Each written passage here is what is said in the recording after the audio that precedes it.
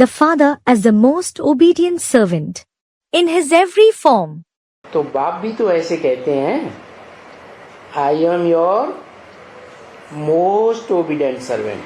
So, the father also says this, I am your most obedient servant. कौन सा most obedient servant Which most obedient servant? है? Servant father, servant teacher, servant Guru. The servant father, the servant teacher, the servant guru. इन सभी रूपों में तुम्हारी सेवा करते हैं ना. He serves you in all these forms, doesn't he? Mother and father क्या करते हैं? What do a mother and father do? सारी जिंदगी कमाई करते हैं, They earn their whole life.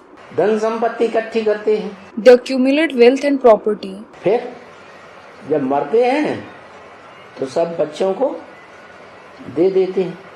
Then they give everything to the children when they die. तो इससे बढ़िया कोई सर्वेंट मिलेगा Will anyone find a better servant than them? है? तो सर्वेंट हुए mother and father.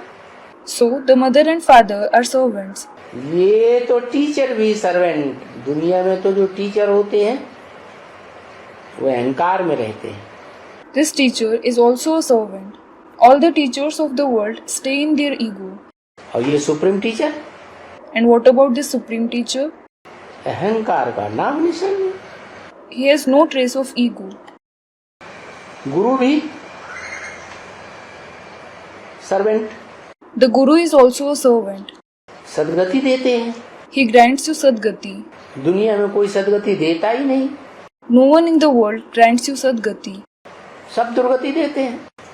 Everyone makes you undergo degradation. तो भी कितना निरहंकारी.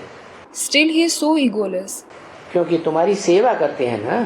It is because he does your service, doesn't he? हैं? क्या सेवा करते हैं? What service does he do? है?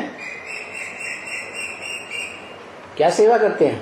What service does he do? गुरु क्या सेवा करते हैं? What service does the guru do?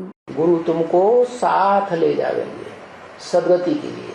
The guru will take you along with him for sadgati, meaning true liberation. सदगति किसे कहते हैं? What is called sadgati? सच्ची गति. सद माने सच्ची, गति माने गति. Sachi gati. Sat means true, meaning sachi, and gati means movement. सच्ची गति कहेंगे शरीर में भी रहें और सुख ही भोगें, दुख न भोगें. It will be said to be sachi gati when you are in the body and you experience happiness, not sorrow. तो कहेंगे सच्ची गति. It is then that it will be called sachi gati. नहीं तो गति सिर्फ कहें तो गति है शांति धाम में जाने की. Otherwise, if we just talk about gati, gati means it is about going to Shanti Dham, meaning the abode of peace. क्या? What? देह छूट गई. देह से दुख और सुख भोगा जाता है. You left your body.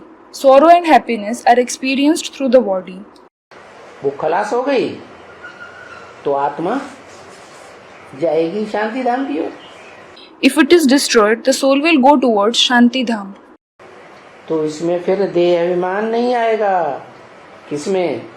Then you won't have body consciousness in it. In what?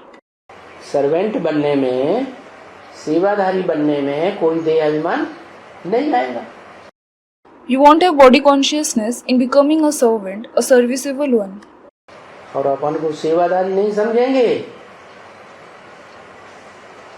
तो देह अहंकार में आकर के दूसरों को दुख देते रहेंगे.